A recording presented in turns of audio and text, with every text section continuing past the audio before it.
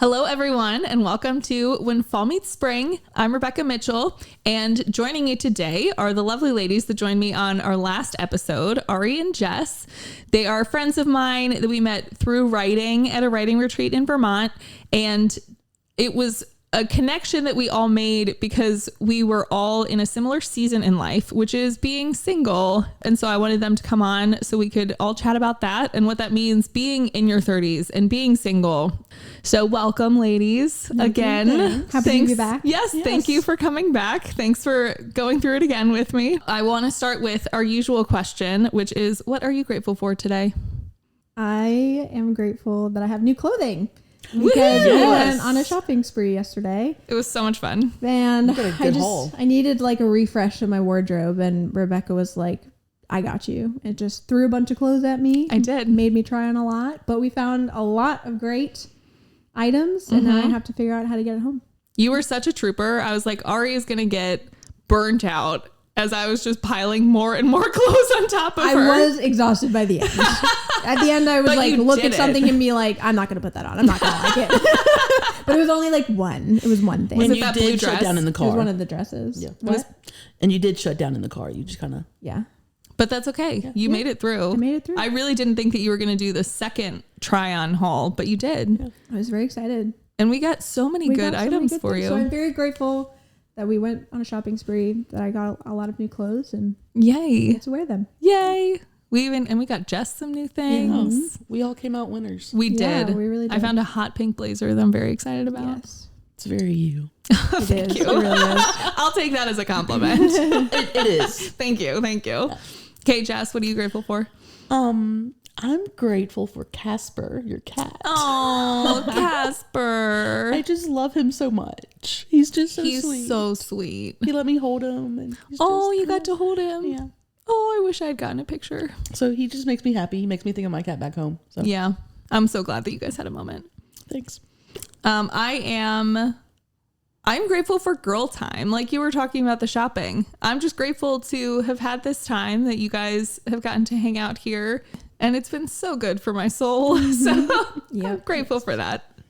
So we're talking about being single in our 30s, which really at the end of the day, we're all still babies. But I always grew up with the thought of you graduate college and then you get married. Mm-hmm. And that was always in the back of my mind. That was always my expectation. And so each year that I wasn't married, it felt more and more stressful because it was like, I'm getting further and further away from that expectation or what I'm supposed to be doing. So I wanted to get your perspectives on how do you feel being in your 30s and being single? So I might be an anomaly here, but I feel very content being single. Yeah. I'm about to turn 34 in June, and I'm just very content with singleness as I look back on my life, and thought I was going to be married by the time I was 23, have 3 children by now, all that stuff. And then my last relationship was in 2019. So it's like 5 to 6 years ago.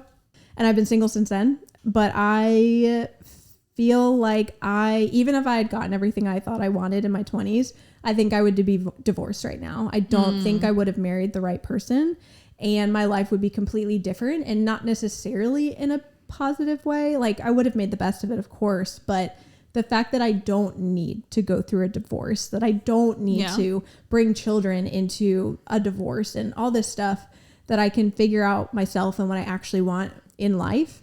I'm very grateful for that. And I'm just very content. I have amazing friends that help make singleness fun. It can be lonely, of course, and, get those gut punches every now and then when I see other people moving forward in marriage and all that stuff. But right now I'm very content and I'm grateful for that. That's great. Mm-hmm. Jess, how do you feel? It depends, not even on the day. It depends on the moment. Yes. Right now, I love being single because, I didn't have to check in with anyone other than myself to come and visit you guys. Mm. And that's nice. Mm-hmm. It's very freeing.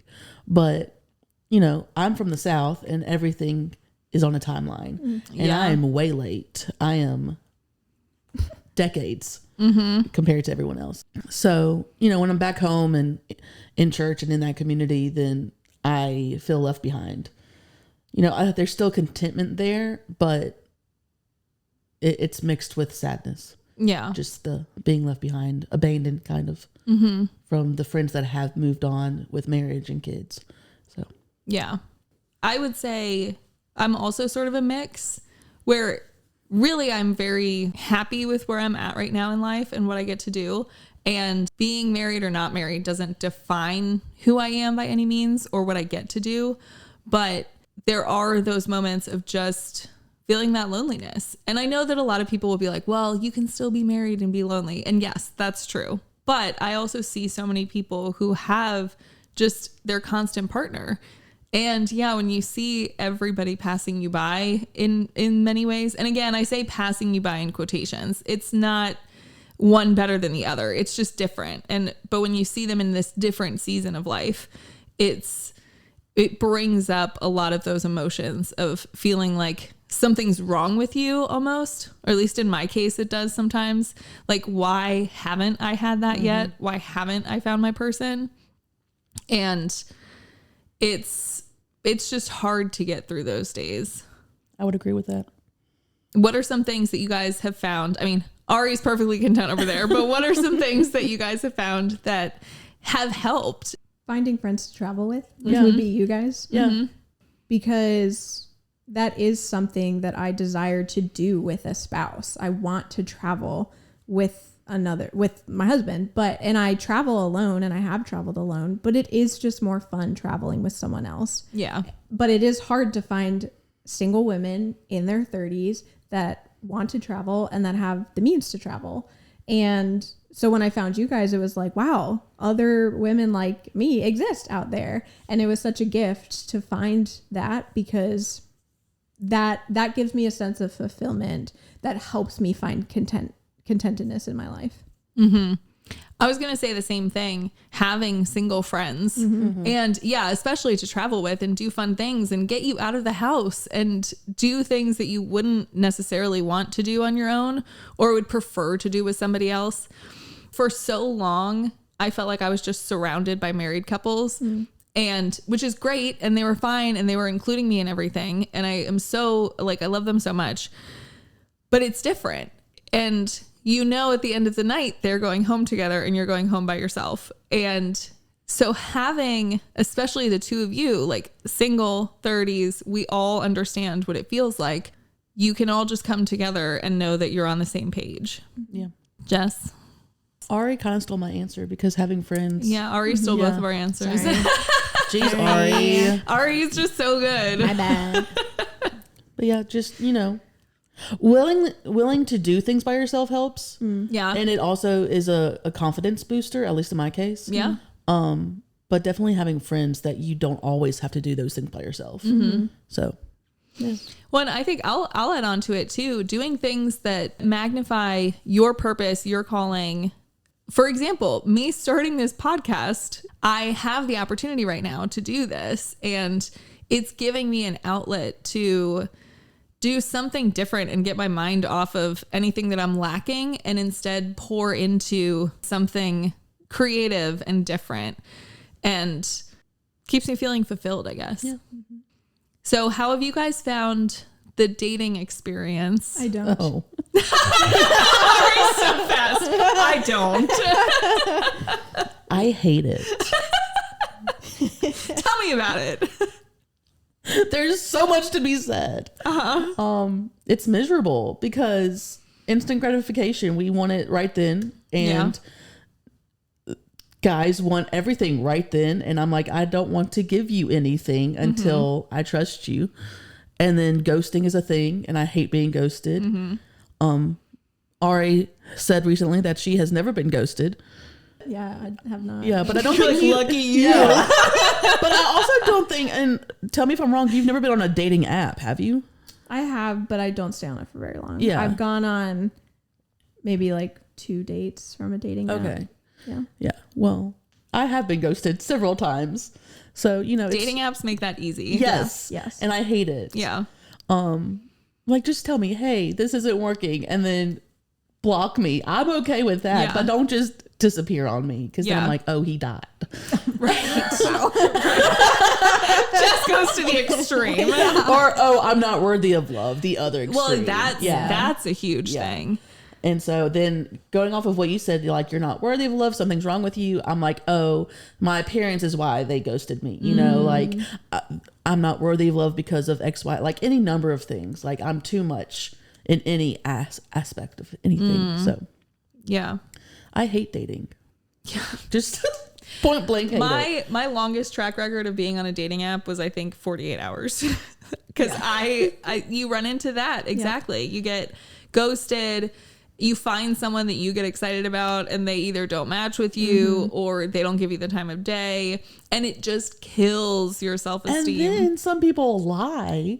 Yes. And like, yeah, you've had that. Yes. Ugh. So, you know, I'm a Christian, so I want to date a fellow Christian. And so very first thing on my dating profile is I'm a Christian. My faith is important to me. And then we go into like the meatier stuff. Yeah.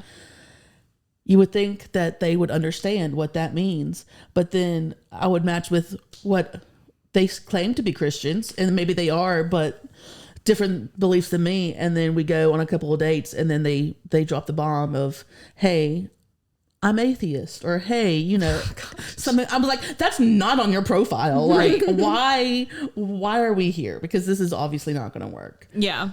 So, you know. Well, and that's something that I think all of us, because we've reached this time in our lives, we all know what we want and we know what we're looking for. And we try to be very clear on it. Granted, I can't say I am perfect in not accepting anything else, but I know what I want. And that's why, I mean, Ari jumped in with the I don't when I'm talking about dating. Yeah. And I'm sort of in the same boat of I'm not looking for anything because I know what I'm looking for. And so I'm not going to dive into the mud of everything else when I know that there are certain elements, there are certain characteristics and personality traits that I know I need or I want.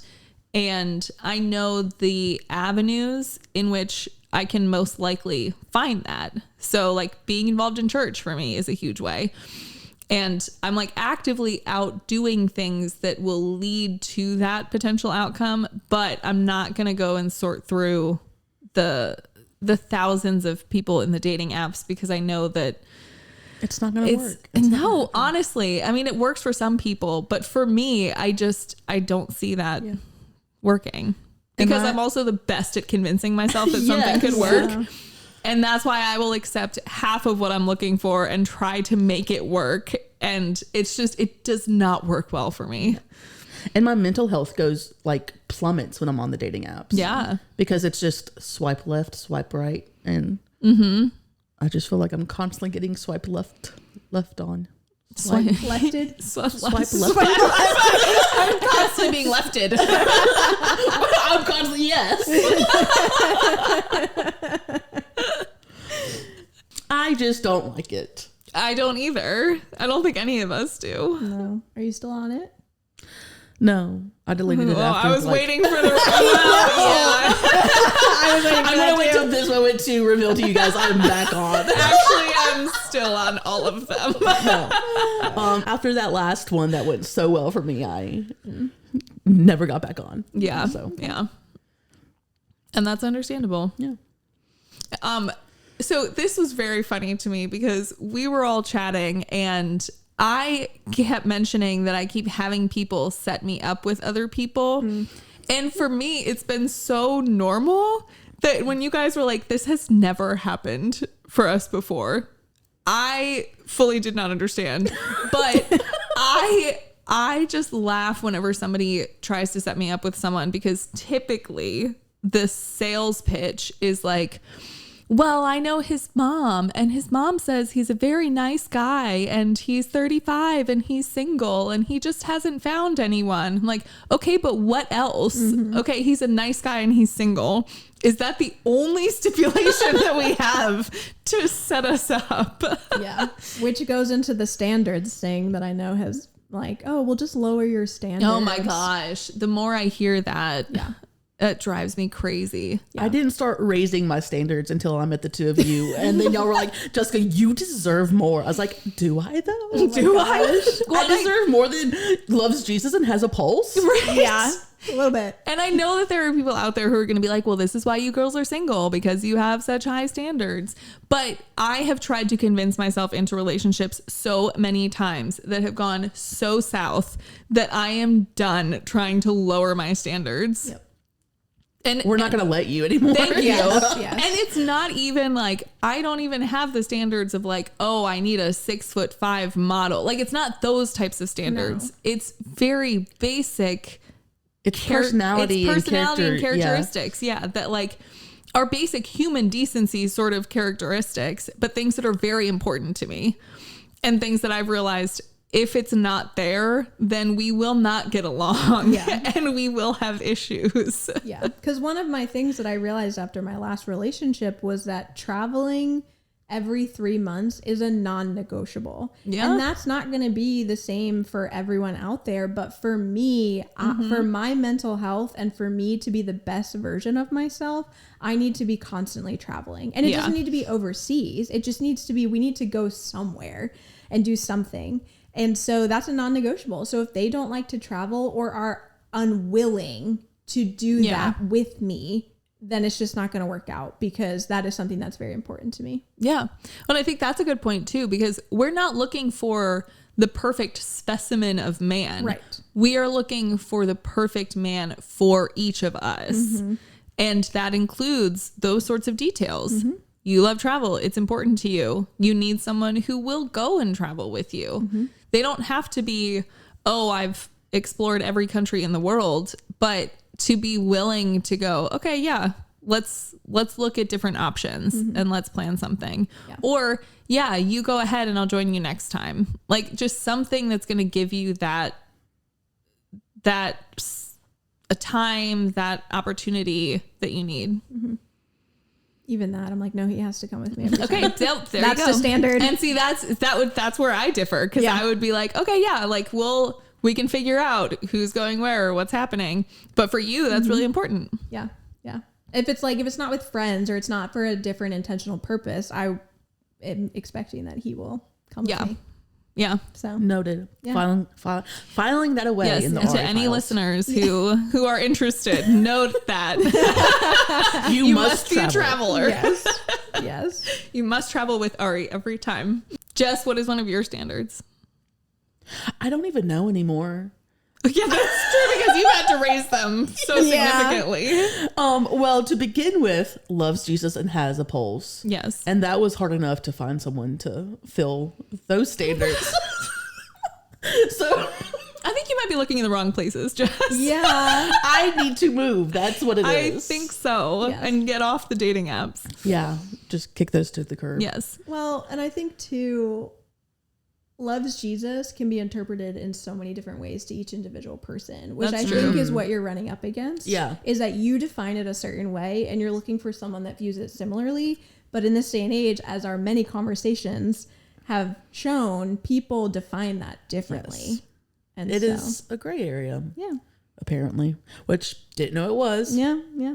No, that's very true. And so in that, like Ari being like, no, like I want my partner to travel with me every time, being that specific Yeah. of, what does that look like?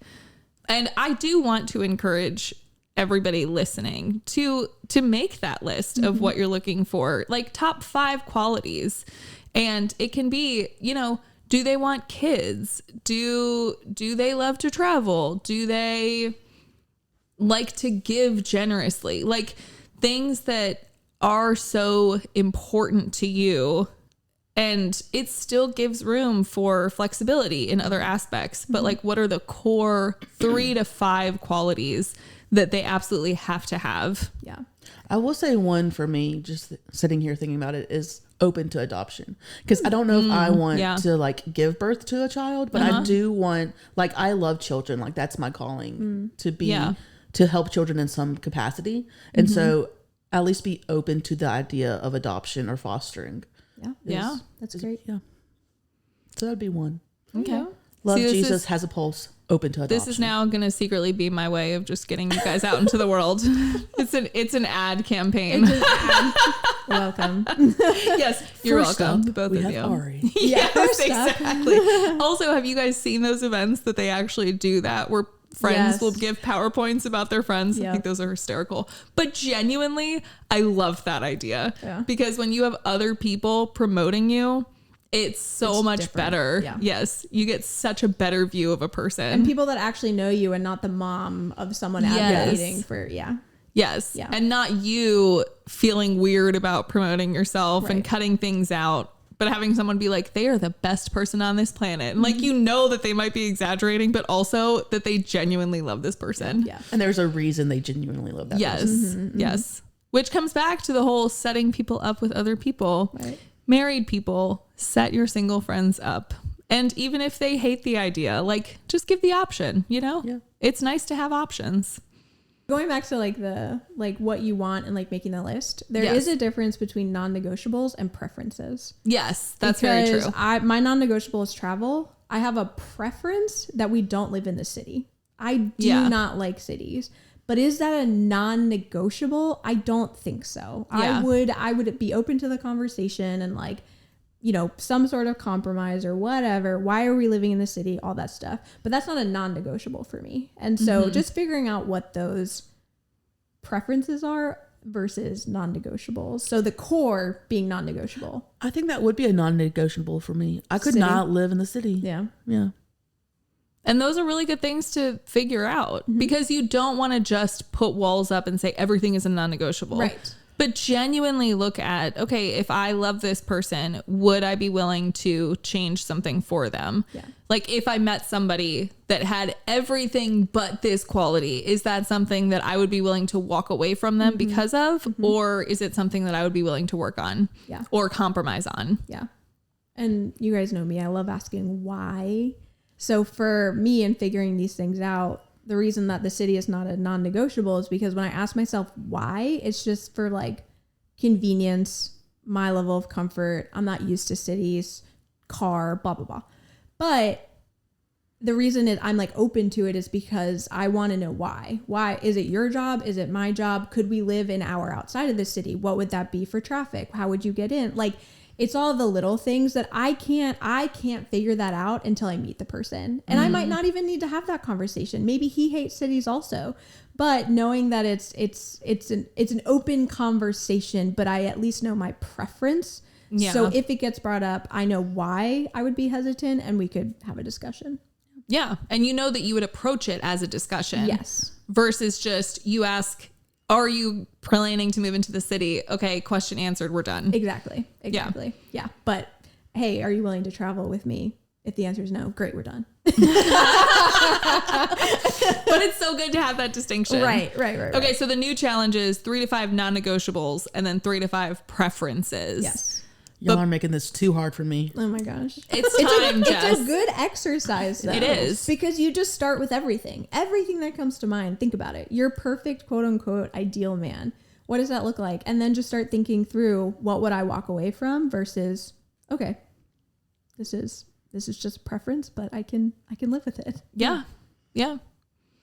And all of this perspective is also like coming from 3 women who have the desire to be married someday. And no matter like how content we are, we do have that desire. And some people just don't have that desire. And so for anybody out there who doesn't have that desire to get married, okay, where's your list of goals? What are the things that you want to do in your life? What are the things that you want to accomplish? Start working on those. I like giving everybody tasks. Yes. Which, if you haven't listened to the first episode, go back to that because it talks about singleness. Well, right? Talks about friendship. Friendship. And Yeah. sorry. So like combining those two, singleness and friendship, it's like if you have goals, find the right people to help you hit your goals. Yes. And what are the non-negotiables for your friends? Exactly. So good. Yes. Yeah. Non-negotiables and preferences for your friendships. Yeah. And for each layer of friendship, like we talked about. Yes. What are those non-negotiables for each one? Find your people. That's Yes. the big thing. Yep. And find the people, now going back to the dating, find the people who are going to keep you accountable in your dating life, who are going to, Jess, Jess is cowering in the corner. Yes. Who are going to call you out and show you these are the things that this person does not meet on your list. And are you actually willing to give that up? Or is this just red flags that you need to run away from? And especially when you've been single for a long time and somebody pops up that's almost perfect, it's very hard to... Or not even almost perfect. Or a quarter perfect, or gives one compliment. Like, it becomes a very low bar. And then you just don't talk to your friends about it. And then Jess would go silent on us for long extended periods of time. And Ari and I would separately text and be like, nope, Jess has gone down. She's fallen into the trap. We need to get her out. and y'all pulled me out, and here we are. We did. And I want to clarify, this was not you disappeared because this was a great relationship. You disappeared because you were scared to tell us the things that were wrong in the relationship. I was like, I have nothing positive to tell them. Exactly. Yes. But I'm still here. And I'm still going to make this work. Until it gets better and I can give them good news. Right. And the good news never came, I was going to say, did that happen, No. Jess? No. The good news was walking away. Yes. That was the positive experience. And I think I was more dragged away. Yeah, we dragged you kicking and screaming. But you need those friends. Yeah. You need those people. I'm incredibly thankful that y'all dragged me. Yeah. Drugged me? Dragged? We didn't drug you. We might have needed to get to that point, but we didn't. It was getting close. It was a little touch and go. They did not drug me, but they did drag me. Yes. Oh my gosh. Well, you guys have also continuously called me out on things, and it hasn't even been I'm thinking about getting in this relationship. A couple times it has been, but even outside of all of that, just being like, well, are you still talking to this person? Well, are you still entertaining this thought? Well, are you still giving him the time of day? Because I am so bad at monitoring that myself. And I've definitely gone into Jess moments of like, I'm just going to not tell them anything because I know that they're going to call me out on this and we're just going to hide that fact, but it'll be fine. I'll tell them when everything actually is done. And then we find out. And then you find out. You always find out. Yeah, but it's good to have friends that can point out patterns. Yes. Because I think that's what we have started calling out in each other is patterns that we see. Hey, the last time this happened, this is how you were reacting. And like, we just notice things. And so I think it's important to have those people in your life when you are entering dating relationships to, like you were saying earlier, just be able to have an outside perspective on, hey, this is what I know about you. This is what I know that you want. And is it actually aligning, or are you looking at this through rose-colored glasses? Yeah. And I think I would say it becomes even more crucial to have those people when you're in your 30s or 40s or 50s or whenever later on in life when you're in the dating world. I think, yes, you get more determined on what you want, but I think it's also much easier to compromise or give up certain things because it's easier in my mind to get in your head about age or timeline or your standards lowering because you've had so much time and things haven't happened. And so you start to question your own things. At least this is just my experience. I was going to say, that's why you need the logical friend like me. Yes. I was about to say, I'm leaning towards Rebecca right now, but this is why we have Ari. But that's why we have Ari, because Ari is so logical and Ari knows exactly what she's looking for. She knows I'm keeping these standards and she will call us out. And you need those people to do that. And I feel like, I don't know, again, my personal experience, when you're younger, you don't fully know what you want. Yeah. So you're not necessarily compromising what you want because you don't even know that. And so it's so much easier, I think, to sort of change, compromise, mold yourself to what you choose versus when you've already established yourself more and you know this is what I want and this is who I am, then you have to stick with your values and your standards. Mm-hmm. And again, have people that will help you keep that. Mm-hmm. Or help you make a list. Yeah. Yeah, those or help you standards. develop that. Yes. Help you create that from thin air. Yes. But I do also want to really emphasize the value and the I even want to say sacredness in being single, because I do think it is such a precious time in our lives. And especially right now that we've already all figured out, these are the things that I want to do with my life, and these are the things that I love. And being able to just do those things and nurture that and build that before having anything else pulling us in separate directions, it's so special. And so, yes, we're talking about dating, we're talking about looking for a person, but at the same time, I also want to like encourage anybody out there who is single. Like, this is a special time, and this is something that you potentially won't get back. And so spend that time intentionally, do the things that you love, and like just hang out with yourself while pushing yourself into the big things that you feel like you're called to do. Just, enjoy it. Yeah. I would say that being single in my 30s has been the best season of my life so far. Like nothing else would top it. Yeah. Being single in my 20s sucked. Being single in my 30s has been more enjoyable. Yeah, that's really and maybe interesting. that's because of you guys. Who knows? But, I would say that's the case for me. It's knowing that I have you guys with me in this has made it so much easier and so much better. Like, I used to get so upset when I would watch people get married and start having kids because I just felt so left out. But having the two of you, we all are in that same season and we can all enjoy the season. Yes. And it's not, oh, I'm being left behind. It's no, we get to embrace all the opportunity that comes with it. Yep. And we get to do it together. It's been great. Well, what encouragement do you guys want to leave our listeners with today? Jess, do you want to go first? I have to think.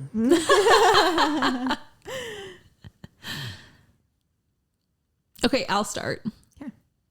I would say go into whatever season you are in with all of you. And if that means if you are single at whatever age, go into it with your whole heart, your whole soul, everything, and figure out what you can do with that extra time that you have, and figure yourself out and figure out, am I looking for somebody else? And if I am, what am I looking for in somebody else?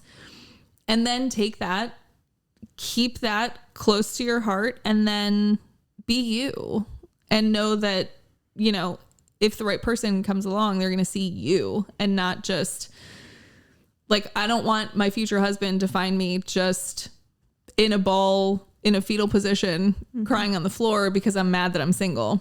I want him to find me thriving and writing my books and doing my podcast and traveling and going on adventures and just living life to the fullest.